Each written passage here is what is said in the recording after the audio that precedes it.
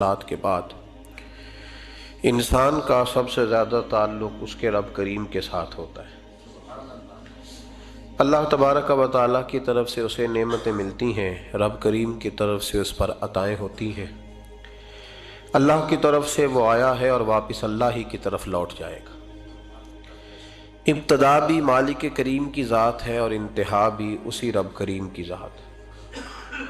انسان دنیا میں جتنے بھی پیچ و تاب کرتا ہے، جتنی بھی دنیا داری کرتا ہے اور جتنے بھی معاملات میں وہ وقت گزارتا ہے، وہ سارے عارضی ہیں، وقتی ہیں، اور بہت ساری چیزیں تو صرف اور صرف دھوکہ ہیں اور دھوکے کے سوا کچھ بھی نہیں۔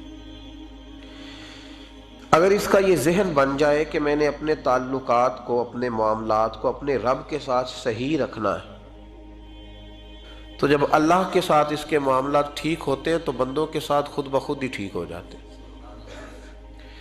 اگر خشیت الہی پیدا ہوتی ہے، خوف خدا اسے نصیب ہو جاتا ہے، اور اگر اللہ تبارک و تعالیٰ کا قرب اسے میسر آتا ہے، اس رستے کا یہ سفر شروع کر دیتا ہے، تو بندوں کے ساتھ تو معاملات ویسے ٹھیک ہو جاتے ہیں۔ اس لیے کہ جب اللہ سے ڈرے گا، نہ دھوکہ کرے گا، نہ فریب کرے گا، نہ جھوٹ بولے گا، نہ کسی شخص کے ساتھ بددیانتی کرے گا، جب اللہ کے ساتھ اس کا تعلق ٹھیک رہے گا، اور جب یہ اپنے آپ کو آزاد سمجھے گا نا کہ میں ہوں اور میں ہی ہوں اور میں نہیں چلنا ہے، تو پھر یہ اپنی مرضی سے معاملات کو چلائے گا تو خرابی پیدا ہوگی۔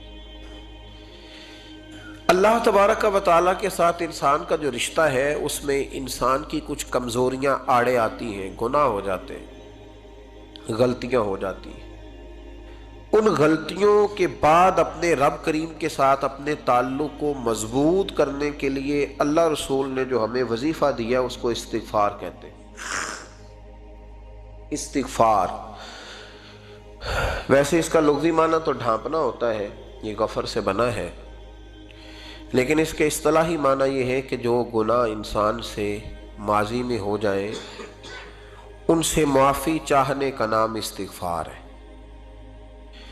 کچھ لوگ توبہ اور استغفار کا لفظ اکٹھا بولتے ہیں، لیکن توبہ کا معنی ہوتا ہے آئندہ گناہ نہ کرنے کا وعدہ کرنا، اور استغفار کا معنی ہوتا ہے پچھلے گناہوں سے اللہ کے حضور معافی مانگنا۔ اگرچہ مفہوم کے لحاظ سے یہ ہم معنی ہی بنتے ہیں، لیکن ان کا جو اصطلاحی مفہوم ہے وہ یہ ہے کہ جب آپ پچھلے گناہوں سے معافی مانگ رہے ہوتے ہیں تو اس کو استغفار کہتے ہیں۔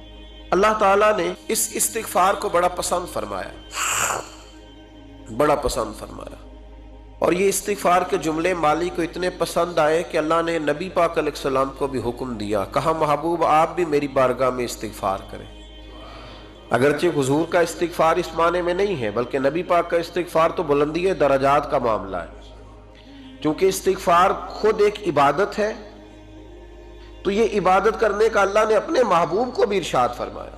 جب فتح مکہ ہوئی تو فرمایا اذا جاء نصر اللہ والفتح، جب اللہ کی مدد آئی تو پھر فتح نصیب ہوئی، وَرَأَيْتَ النَّاسَ يَدْخُلُونَ فِي دِينِ اللَّهِ أَفْوَاجًا، تو پھر آپ دیکھیں گے لوگوں کو، لوگ فوجوں کی فوجیں دین میں داخل ہو رہے۔ لوگ پہلے ایک ایک دو دو کر کے آیا کرتے تھے، تو اب فوجوں کی فوجیں آ رہی ہیں، تو یا اللہ ہم کیا کریں؟ تو رب کریم نے فرمایا محبوب فَسَبِّحْ بِحَمْدِ رَبِّكَ وَاسْتَغْفِرْ، اپنے رب کے لیے حمد کرو، تسبیح پڑھو اور استغفار کرو۔ کیا کرو؟ استغفار، معافی مانگو، اس کے حضور آہذاری کرو، استغفار کرو۔ معنی یہ ہوا کہ جب تو غلطی ہو جائے پھر بھی استغفار کرو، جب اللہ زیادہ نعمتیں دے پھر بھی پھر بھی استغفار کرو۔ ہمارے ہاں یہ ہوتا ہے کہ جب تو کوئی نقصان ہوتا ہے تو وہ اللہ کی طرف سے ہوتا ہے، نقصان ہو جائے تو کہتے ہیں اللہ کی مرضی تھی، اور فائدہ ہو جائے تو کہتے ہیں میں نے محنت ہی بڑی کی تھی، میری جدوجہد بڑی تھی۔ ایک بچہ ایک دفعہ میرے پاس کہیں انٹرویو کے لیے جا رہا تھا، تو دعا کرانے آیا، کہنے لگا میں نے وہاں جانا ہے، دعا کیجئے گا اللہ تعالیٰ کامیابی دے۔ میں نے دعا کی، کچھ اس کو پڑھنے کو بتایا، لیکن کامیاب نہ ہو سکا، لوٹ آیا۔ تو میں نے پوچھا کہ کیا بنا؟ کہنے لگا حضرت صاحب بس اللہ کی مرضی تھی، اللہ کی مرضی تھی۔ پھر ایک دفعہ گیا تو نہ کہا اللہ کی مرضی تھی، تیسری دفعہ گیا کامیاب ہو گیا۔ تو بھئی اب کیا بنا؟ کہنے لگا جی جب میں داخل ہوا تو اس نے جاتے ہی مجھ سے پوچھا سب سے پہلا سوال یہ کہ تمہیں جنرل نالج کی بھی کچھ معلومات ہے یا شعبے کے آدمی ہو؟ تو میں نے کہا جناب پوچھئے۔ تو انہوں نے پاکستان کا حدود اربہ پوچھا تو میں نے فٹافٹ بتا دیا۔ پھر انہوں نے مجھ سے پوچھا کہ یہ جو مینار پاکستان ہے اس کی تجویز کس شخص نے دی تھی تو میں نے فٹافٹ اس کا بھی نام بتا دیا. پھر شارٹ ہینڈ کے 1-2 سوالات اس نے کیے تو وہ بھی میں نے بتا دیے تو الحمدللہ کامیاب ہو گیا. میں نے کہا بیٹے جب تو ناکام ہوا تھا تو اللہ کی مرضی تھی اور کامیاب ہوا ہے تو میں لگا دیے. اب اللہ کی مرضی کدھر گئی؟ یہ اتنا بڑا نقص ہے انسانی فطرت کا، اتنی بڑی کمزوری ہے کہ معاذ اللہ تعالی ہم کمزوریاں قدرت کے کھاتے میں ڈال دیتے اور ناکامیاں قدرت کے کھاتے میں اور کامیابیاں. کیا تماشا. حالانکہ ہونا یہ چاہیے تھا کہ جہاں انسان کمزور پڑے تو کہے میری غلطی تھی. صوفیاء یہ سبق دیتے ہیں، اللہ کے بندے یہ پیغام دیتے ہیں کہ جب تو کہیں ناکام ہو جائے تو سمجھ جائے تیری، اور جب تو کامیاب ہو جائے تو سمجھ رہے اللہ راضی ہو گیا تھا، اللہ نے رحمت کر دی، اس نے فضل کیا. تو یاد رکھیں استغفار، کئی چیزوں پہ استغفار ہوتا ہے، کئی چیزوں پہ، اور استغفار کا نفع ملتا ہے. کیا نفع ملتا ہے؟ وہ سورہ نوح کی آیت نمبر 10، 11 اور 12 میں اللہ نے بیان فرمایا کہ استغفار صرف گناہ سے معافی چاہنے کا نام نہیں بلکہ استغفار کا تمہیں فائدہ ملے گا. کیا؟ رب فرماتے ہیں فَقُلْتُ اسْتَغْفِرُوا رَبَّكُمْ. جب حضرت نوح کی قوم قحط کا شکار ہو گئی، آزمائشیں آ گئیں، تو آ کے حضرت نوح سے کہنے لگے اب ہم کیا کریں؟ تو کیا کہا حضرت نوح نے؟ فرمایا فَقُلْتُ اسْتَغْفِرُوا رَبَّكُمْ. آپ نے فرمایا اپنے رب سے استغفار کرو، اپنے رب سے. انہوں نے قحط کی بات کی، انہوں نے کہا کہ کھیتیاں اجڑ گئی ہیں، بارش نہیں ہو رہی، قحط کی بات کی. آپ نے کیا کہا؟ استغفار کرو. کیوں کہ انہو کان غفارا، بے شک اللہ بڑا ہی بخشنے والا. وہ کیا کرے گا؟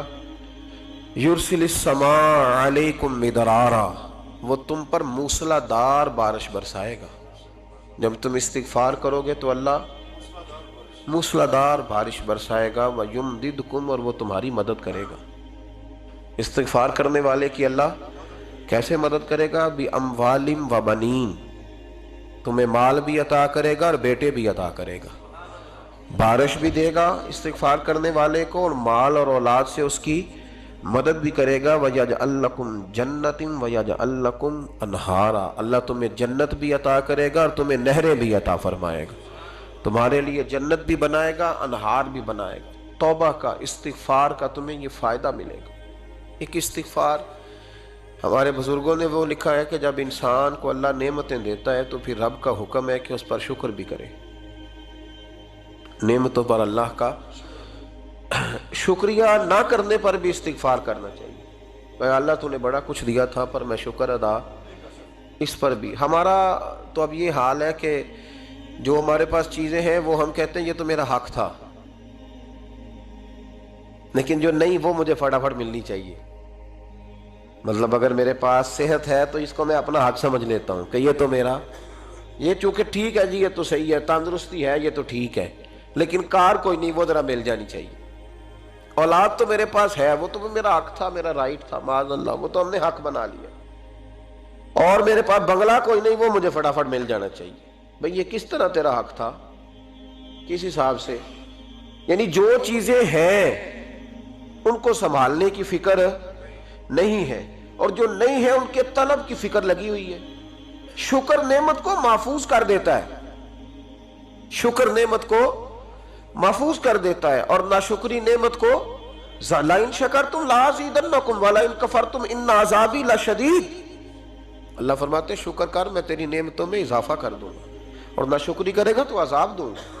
شکر نہیں نہ ہوتا، شکر نہیں ہوتا. دیکھیں نا، 100 روپے ابا جی نے دیا ایک بچے کو اور اس کو کہا کہ جا دکان سے کچھ چیز لے آ، تو وہ 100 روپیہ اس نے رستے میں جاتے کہیں پھاڑ دیا، جب گنوا دیا تو اب وہ والد سے دوبارہ 100 مانگتا ہے، تو والد کہتا ہے کہ پہلے 100 کا تو نے کیا کیا؟ نہیں سمجھ آئی آپ کو میری بات؟ پہلے 100 کا کیا کیا؟ تو وہ کہے گا جی میرا دل کرتا تھا میں نے پھاڑ دیا. جوان بچہ ہے، سمجھدار ہے، 12-14 سال کا ہے. میرا دل کیا تھا میں نے پھاڑ دیا، ختم ہو گئی بات. تو ابا نیا 100 دے دے گا؟ سبحان اللہ. کتنے خوش ہو کے آپ کہہ رہے ہیں نہیں دے دینا سو. یہ کیسے ہو سکتا ہے بھائی؟ کروڑ پتی والد بھی ہو تو 100 کا نوٹ دوبارہ دیتا کیوں؟ بیٹا نہیں اس کا؟ پیار نہیں؟ کیوں نہیں دے رہا؟ وہ کہتا تو نے میرے پہلے 100 کی قدر نہیں ڈالی، نیا تجھے کیسے مل جائے؟ انہیں خیال ہی نہیں کیا، تو نے جدوجہد ہی نہیں کی. تو نے حضرت مولا رومی نے مثال دی ہے جناب رومی فرماتے ہیں کہ بغیر محنت کے لوگوں کو اللہ نے نعمتیں دی ہیں تو انہوں نے شکر ہی نہیں ادا کی.